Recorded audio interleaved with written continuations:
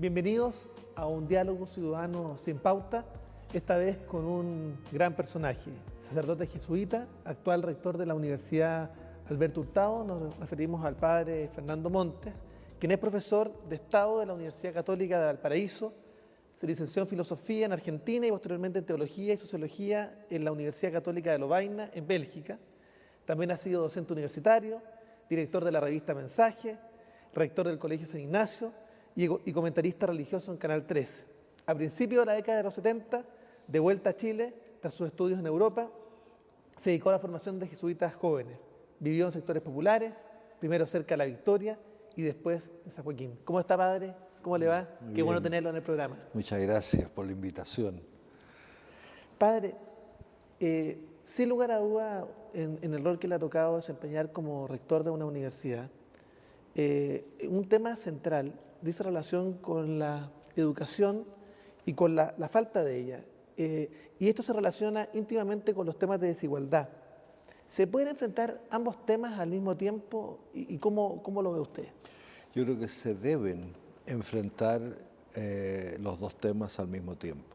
Yo he tenido experiencia en mi vida, usted lo dijo, yo viví en barrios populares, he tenido relación con el mundo empresarial, político, sindical, y me doy cuenta de la complejidad del país. A mí me duele mucho cuando se dice que todo el problema de la educación es porque tenemos malos profesores. A ver, hay que mejorar la calidad de los profesores, pero si yo no doy la posibilidad a una familia de muy escasos recursos en un campamento de tener las condiciones vitales para poder desarrollarse, si yo no desarrollo a los papás, no hay profesor que valga. O sea, esto es un problema complejo que hay que mirarlo en su conjunto social y educacionalmente. Padre, ¿cómo podemos dar el salto? Porque este programa tiene como objetivo buscar las fórmulas de poder prospectar, de generar futuro para los próximos 20 años. Bueno, sí, ¿Qué debemos hacer para...? Yo creo que la universidad, y yo lo he echado mucho de menos en la universidad hoy día, es mirar la sociedad en su conjunto y ofrecer, porque el empresario tiene una tarea empresarial, el político, bueno, tiene que mirar el bien común, pero la universidad debía ayudarnos a la mirada conjunta. Yo tengo la impresión que este país, desde el siglo XIX, ha tenido desarrollos desiguales, desequilibrados. En el siglo XIX, un desarrollo político que fue un ejemplo en el mundo. No hay ningún país europeo que haya tenido la estabilidad que tuvo Chile en el siglo XIX. Siglo XX, una lucha por lo social, porque en el siglo XIX se descuidó lo social y se descuidó lo económico. En el siglo XX, una gran lucha social, verdaderamente encomiable, pero se descuidó seriamente lo económico. Después del golpe militar, los militares se centraron en lo económico.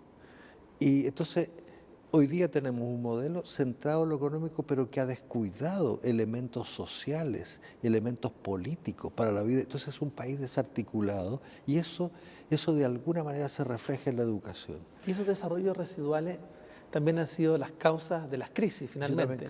Terminan siendo la causa de la crisis. El momento hoy día, una joya, según si yo creo a las cifras desde el punto de vista económico, y tengo las calles llenas de muchachos descontentos. O sea, no basta para el ser humano solo el desarrollo económico. Tiene que haber otros elementos. Bueno, y eso a mí me parece esencial tenerlo en cuenta en la educación. Hay que dar una formación. A mí me duele. Acabo de estar en Puerto Montt, invitado por una fundación donde hay empresarios, educadores. Estuvimos conversando sobre educación técnica. Escuché a algunos empresarios y a un político insistiendo que la educación técnica tenía que ayudar a la productividad del país. Entonces yo estoy de acuerdo, porque no puedo negar que eso es importante, pero les pedí por servicio que no se olvidaran de que esos seres humanos que están educando no son solo tornillos y tuercas de un engranaje, son personas. Y si hay que educarlo como personas con responsabilidad, con capacidad de hablar, de amar, de ser sujetos de la historia. La educación técnica no debe ser más devaluada que la educación humanista, porque cumplen roles distintos, pero ambas suponen formación de seres humanos. Entonces, en este momento, yo creo, el gran problema es la calidad de la educación. Eh, Mientras en Chile haya colegios de cuarta categoría, no hay posibilidad de engranar bien el sistema educativo.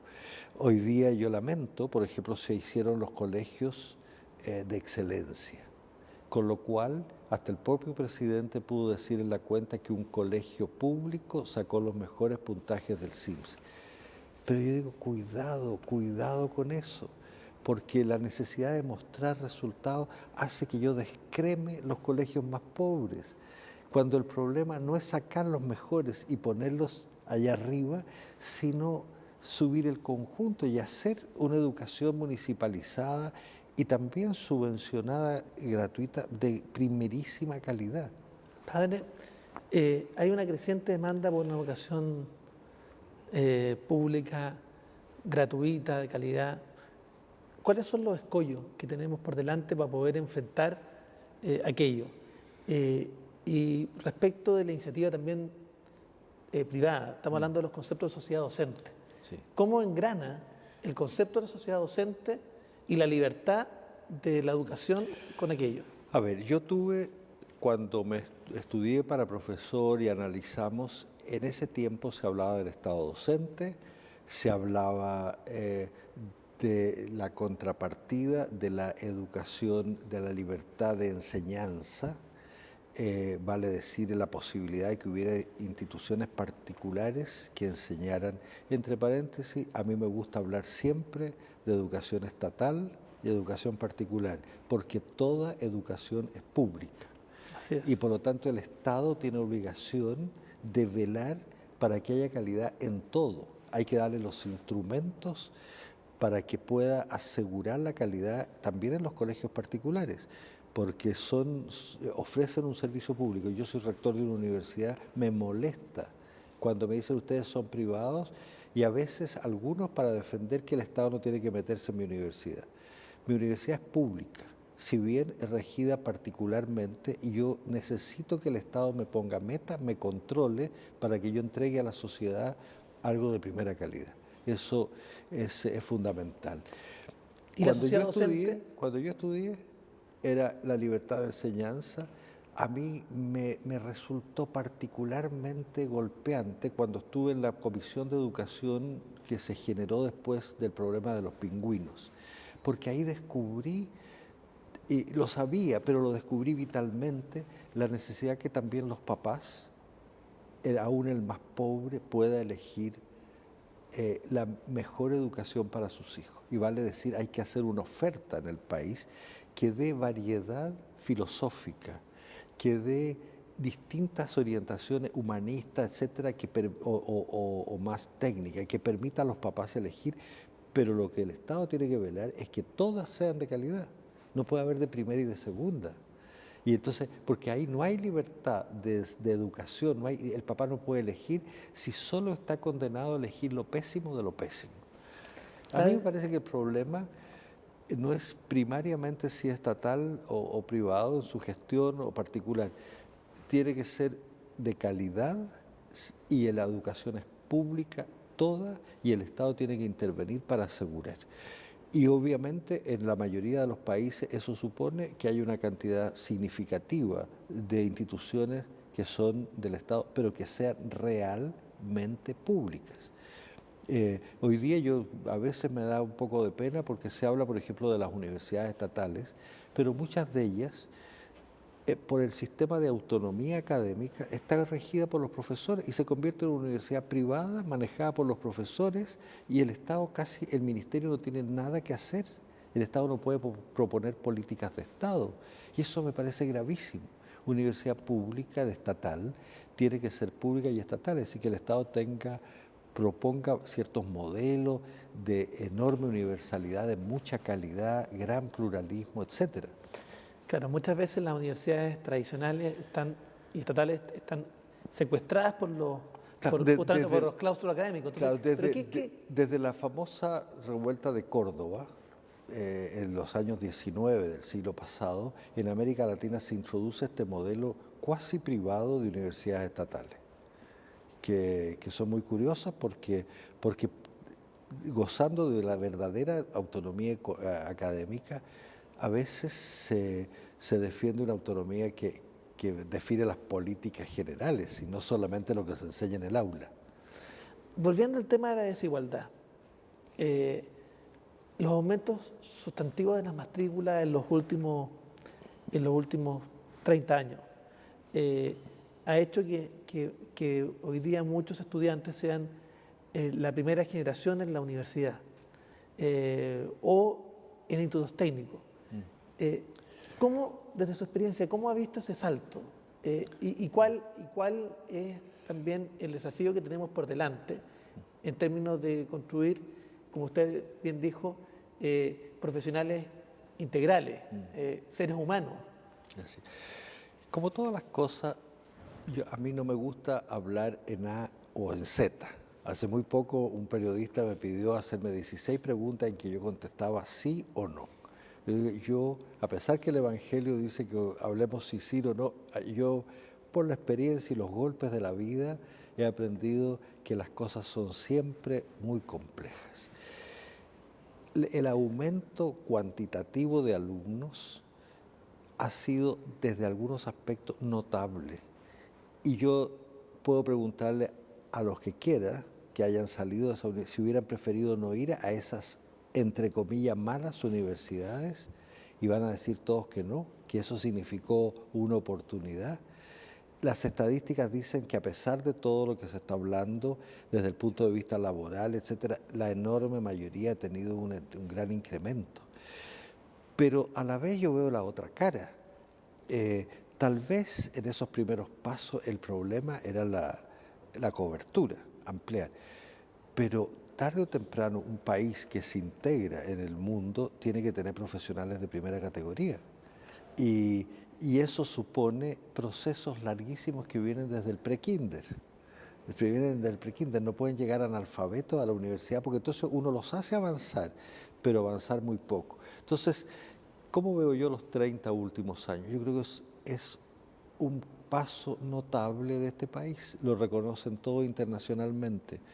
Cuando yo oigo gente que me dice, mire, las universidades aquí han crecido, las universidades y no, la formación técnica, digo, mire, por favor analicen las cosas con propiedad. En Chile llamamos carreras universitarias lo que en otros países son carreras técnicas.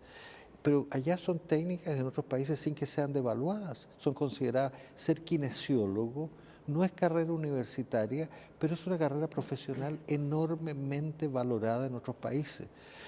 Aquí en Chile hay que ser universitario, entonces te dice, ha crecido la universidad y no ha crecido la educación técnica, no es tan claro. Hay cantidades de carreras técnicas metidas en las universidades, cantidades. Y en ese sentido, por otro lado te dicen, no, si es que salen unos cesantes doctos, vean las estadísticas en el conjunto de los países y no, Chile no está peor que otros países. Y lo que es más golpeante, si uno analiza sociedades como Japón, por ejemplo, la enorme cantidad de gente que habiendo estudiado una carrera trabaja en otra. Porque el estudio de la universidad lo cambió como persona, lo hizo sujeto, lo hizo capaz de ser gestor. Ahora, esto supone cambiar mentalidades. Por ejemplo, en Chile a mí me molesta cuando se habla, vamos a formar emprendedores. Porque ¿qué es lo que se entiende? Un grupito de personas que van a ser los jefes y que van a emprender. Chile necesita emprendedores que el más humilde y sencillo de los obreros sea emprendedor, que si tiene que hacer zapatos, no sea una máquina haciendo zapatos, sino meta su inteligencia y mejore el zapato que está haciendo. O sea, el más sencillo de los sencillos tiene que ser emprendedor, sujeto de la historia. Eso me lo tiene que dar la educación. Y si me lo da, esa persona va a salir adelante, póngala donde yo lo ponga. Y respecto ya hemos señalado que ha habido un aumento importante de la cobertura. ¿Qué ocurrió en términos de la fiscalización, particularmente para que se cumpliera la ley respecto a las universidades privadas? Porque acá creemos que hoy día entramos en una crisis y esa crisis tiene que tener respuestas oportunas, rápidas, que en definitiva vuelva la confianza en nuestro sistema educativo? Bueno, yo creo que en eso nuevamente hay que ser extremadamente honesto. Yo hace años que he dicho, el Ministerio de Educación tiene que tener competencia y tener las herramientas de control y la voluntad de hacerlo. El decir general es que las universidades privadas han cometido abusos y es verdad. Pero si somos honestos hasta lo más profundo, no quisiera nombrar, pero hay varias universidades estatales que no han sido de mejor calidad y menos abusadoras que algunas de las privadas. O sea, tiene que haber control para todos con reglas claras, precisas, sanciones cuando comprende para todos. Que no haya ni prejuicios a favor ni en contra. Hoy día hay un sistema, por ejemplo, yo siempre hablo del CRUSH, del Consejo de Rectores. A mí me parece que es una institución obsoleta, que corresponde a antes de la ley de universidad. Hoy día más de la mitad de las universidades están fuera del Consejo de Rectores. No podemos sentarnos los rectores a que nos pongan reglas a todos iguales, claras, y que haya controles para todos igual. Entonces se convierte en un sistema excluyente, donde hay recursos para uno y no para otros, y no hay controles semejantes para uno y para otro. Yo creo que debería haber máximo control y rigor, porque la educación es un bien público para todos, sin excepción. Y yo lo he dicho y se corren, pero los problemas de lucro son transversales en esta sociedad, son transversales, y puedo dar ejemplos múltiples, y los conozco. Y entonces, por favor, la educación no es, sin más, un bien transable en un retail. Y en esa perspectiva, y pensando en los próximos 20, 30 años, ¿qué debiéramos hacer en términos de cambiar la normativa? Hoy día se ha propuesto una subsecretaría de Educación Superior. Me habría gustado que hubiese sido aparejada a la creación de un Ministerio de Ciencia y Tecnología, que era una de las opciones, que en definitiva recogiera las indicaciones de la Comisión Asesora Presidencial sobre esta materia, para poder tener más foco en la educación superior. Hoy día tenemos una división, pero... Yo sobre eso, nuevamente me gustaría matizar. Creo que la subsecretaría es un paso adelante. La mera división de educación superior no tiene ni la autoridad ni las herramientas suficientes. Eso tiene que complementarse con una ley, con una, ¿cómo se llama?, superintendencia.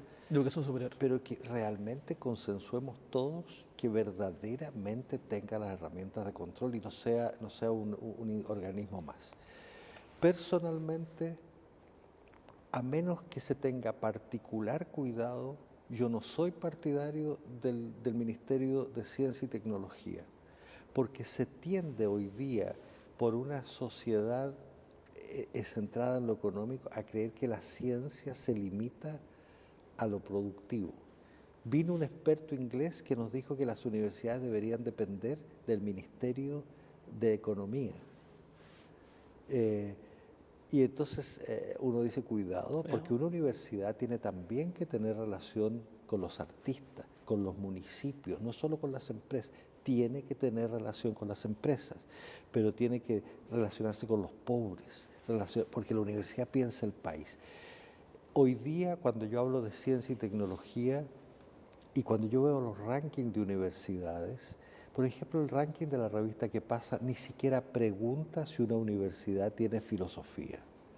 Eso en un país culto es irrisorio. Cuando uno piensa lo que ha significado Marx en el mundo, lo que significó Aristóteles, lo que significó Kant, el pensar tiene un influjo a la larga más grande que un tornillo, que una computadora. Vamos a seguir conversando con este tremendo hombre, padre Fernando Monte, en el segundo bloque. Muchas gracias por acompañarnos en esta conversación.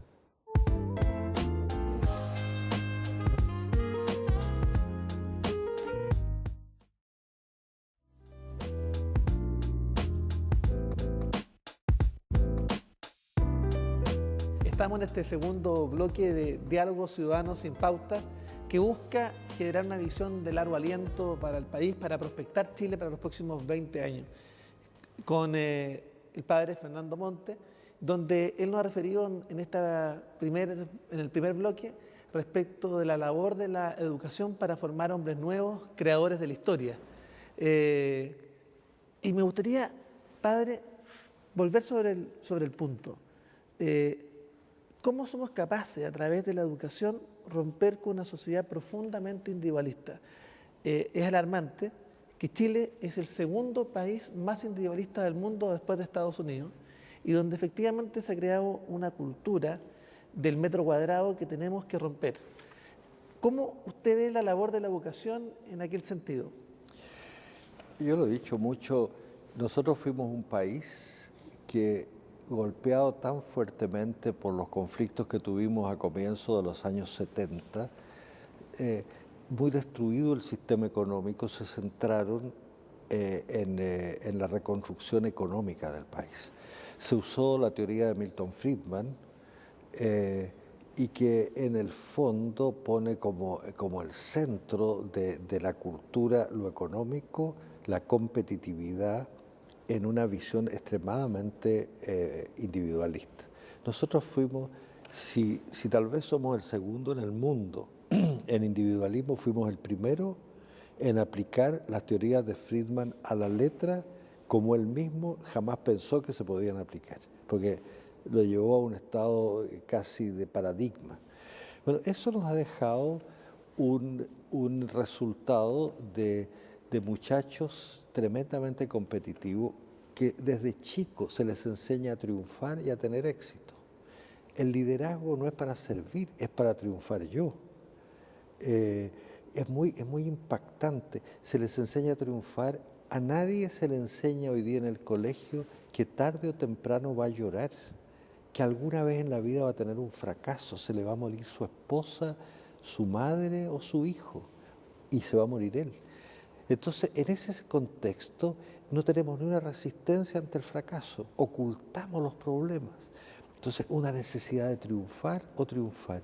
Pero ahí es donde hay que revisar los valores. Yo como católico tengo verdadero problema con el reflejo que como católicos hemos representado. A mí me molesta cuando llegan los periodistas y me dicen, padre, vamos a hablar de los problemas valóricos. ¿Y qué es lo que son los problemas valóricos? Los problemas del sexo y la familia. Como si, por ejemplo, pagarle justamente a un obrero, que un niño tenga cama donde dormir, que haya la posibilidad de tener un libro que leer, ¿eso es valórico o no es valórico? Entonces, se trata de una revisión de fondo. Cuando me dicen, Chile está a punto de saltar al desarrollo, ¿y en qué se nota? En que vamos a pasar a tener un producto per cápita de $20.000. ¿Usted cree que eso es el desarrollo? La gente va a estar más feliz, va a ser más humana, más solidaria. Entonces, si solamente lo económico, la productividad, la competencia, que son interesantes y necesarias en una empresa, marcan la vida privada. Yo como cura me ha tocado ayudarle a cantidad de parejas donde marido y mujer disputan quién tiene más éxito y prestigio en su trabajo. Están compitiendo entre ellos en lugar de tener un proyecto de familia común. Entonces, la educación no es solo enseñar a leer. El alma de la educación es la formación del alma.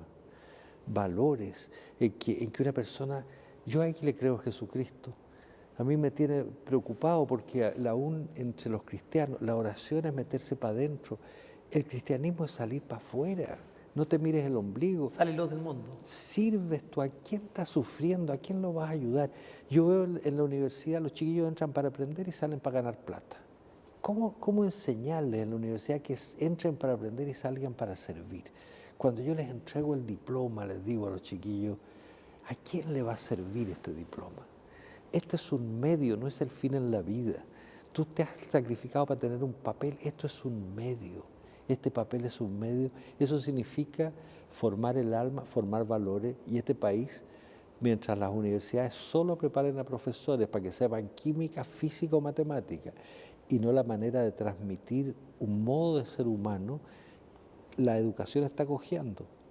La educación está cojeando. Padre, y en ese mismo contexto, porque nuestro país se caracteriza por invisibilizar aquello que no quiere poner sobre la mesa, que no quiere discutir.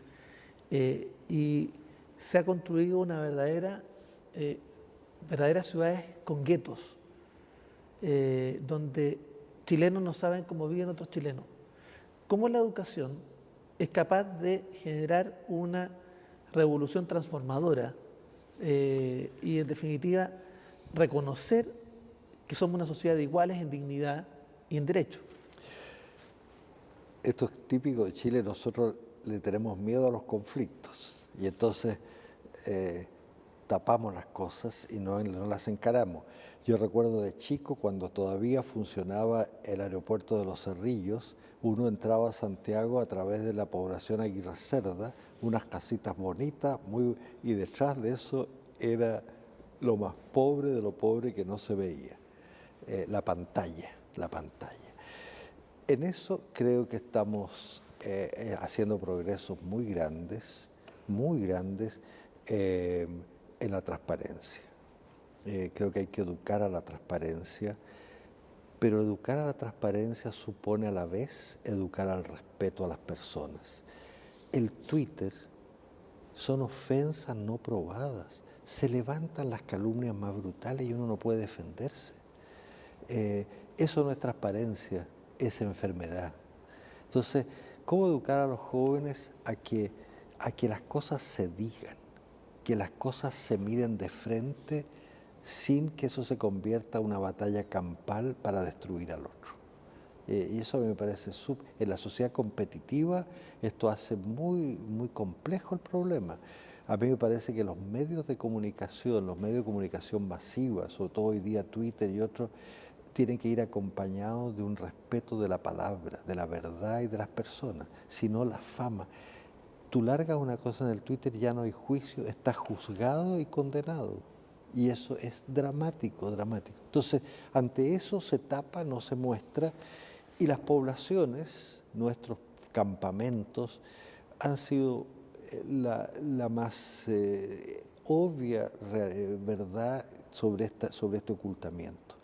Por eso yo creo que si hay algo interesante, lo que hizo Un Techo para Chile, no fue tanto construir Mediaguas, sino que los muchachos de las universidades, los líderes y todo, bajaran y fueran capaces de tomarse una taza de té en un campamento y llegar a generar un lazo de amistad y ver la verdad del país, la otra cara oculta del país. Comprometerse con el Chile, así es, el Chile real. Y no avergonzarnos, porque ese es el Chile que somos y donde tenemos que convertirlo en misión para uno salir de eso. A mí me duele que es cierto que se ha avanzado enormemente, pero que todavía con el nivel que tiene el país económico haya campamentos y los tengamos ocultos.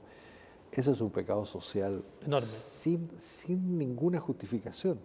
Padre, y con respecto a lo que estábamos señalando, esta sociedad de los derechos versus la sociedad de los deberes, que también es un tema donde la educación, como usted ha señalado, como estructura transformadora, como instancia transformadora del ser humano, y también con la generación de hombres transformadores de la historia. Sobre todo cuando uno habla de los cristianos, pero cuando hablamos de la educación es un fenómeno que en definitiva lleva a cada joven que ingresa al sistema educativo al llamado a transformar la sociedad en que uno vive. ¿Cómo usted ve? A mí me parece, yo cuando llegué a ser rector del Colegio San Ignacio quedé muy sorprendido de ver en todos lados los derechos del niño. Yo se lo dije un día a una mamá y no podía creerlo, un día que celebré misa y un niño de 7 años salía del fondo de la iglesia y volvía, y la mamá de lejos le hizo una señal para que no hiciera bulla y el niño no hizo ningún caso. A la salida de la misa le dije, por favor, preocúpate para que tu hijo no se case en el futuro. Me miró como diciendo, este cura está loco. Le dije, porque mira, si tú no le enseñas ahora a ser delicado con su mujer, a ver si le va a molestar algo, cómo la hace feliz a ella, y solo él se pasea haciendo bulla y no se preocupa, nadie está molestando a otro, ese niño lo está formando para monstruo. Bueno, algo de eso nos pasa hoy día. Cada uno defiende sus derechos. Es muy impactante aún de los abusos que ha habido en las empresas y todo, se defienden los derechos y se descuida los deberes para hacerle la vida más feliz, más llevadera a los otros. Eso es alma de la educación, eso es central desde el primer día y eso se aprende en buena parte en la casa. Y yo estoy preocupado porque hoy día los niños, por la computación y todo, saben a veces más que sus padres y los papás están acoquinados, están asustados, no se atreven a imponer disciplina, a poner ciertos valores. La disciplina no es molestar, sino es obligarse a que uno vea que tiene que vivir con otros y tiene que poner, no puede aplastar a otros. ¿Quién es profesor hoy día con los niños que llegan de las casas que no han sido educados en lo más mínimo en sus deberes? Es un problema. Entonces, ahí hay algo que tenemos que educarnos como sociedad, educar a los papás y a los mismos muchachos. Padre, cuando uno habla del proceso educativo, en la educación primaria y secundaria, uno habla de los 4 pilares, habla de los profesores, de los asistentes de la educación, por supuesto los alumnos y los padres y apoderados. ¿Dónde estamos fallando? Porque ya hemos hablado de la formación del profesorado, de la dignificación, que es un tema también que hemos luchado para la dignificación de los asistentes de la educación, el alumnado, que debe ser educado en una sociedad de derechos, pero también de deberes, y los padres y apoderados, ¿dónde están? ¿O están ausentes en el proceso educativo? Yo creo que como nunca están presentes, porque hoy día, pero están, ellos van mucho más al colegio. Cuando yo fui alumno, mis padres jamás iban al colegio. Pero hoy día, en cierta manera, los papás son como enemigos del colegio. Yo le compadezco a los profesores que tienen que enfrentar a adolescentes y enfrentar a los papás de adolescentes.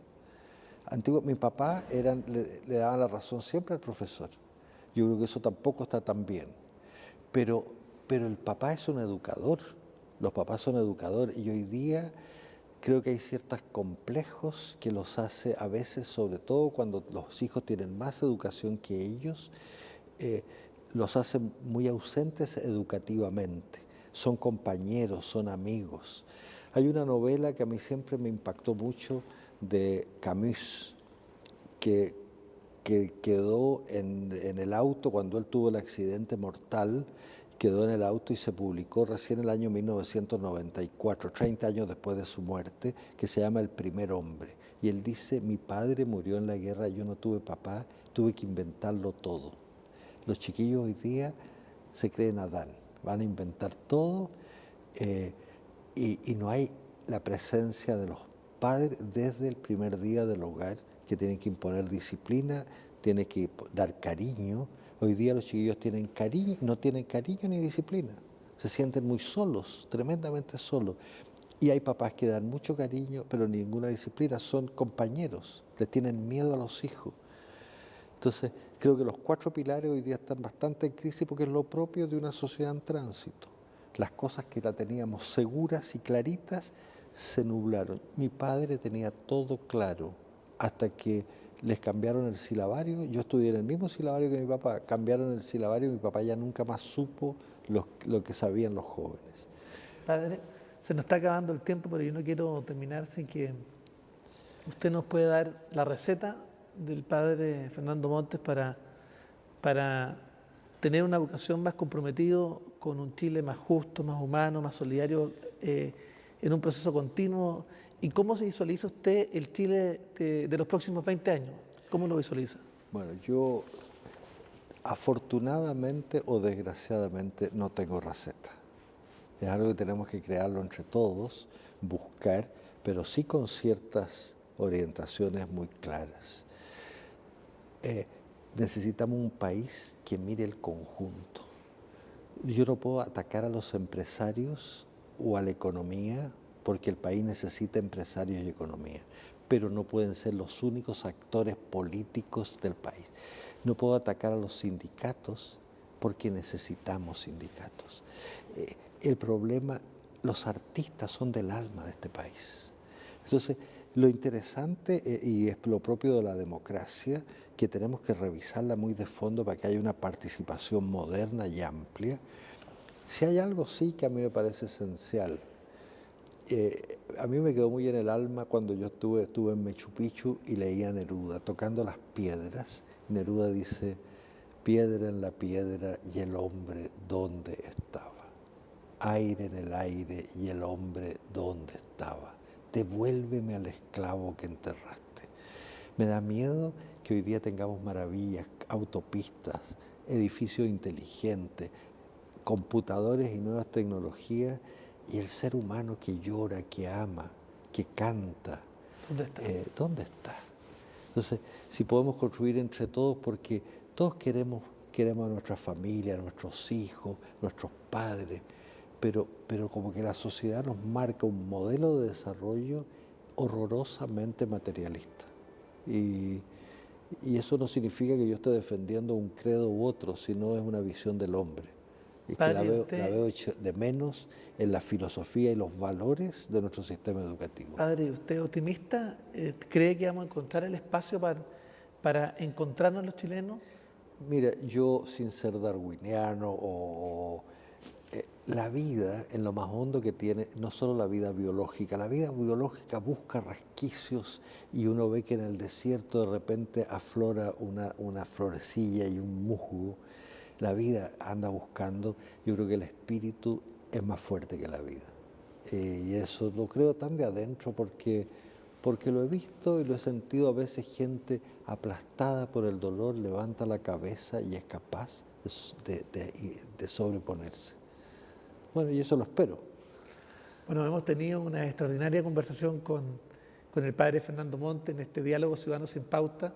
Sin lugar a duda, se ha abocado a cómo la educación también es formadora del alma de los jóvenes de nuestro país, de los ciudadanos de nuestro país, de los habitantes de cada lugar de nuestro territorio nacional.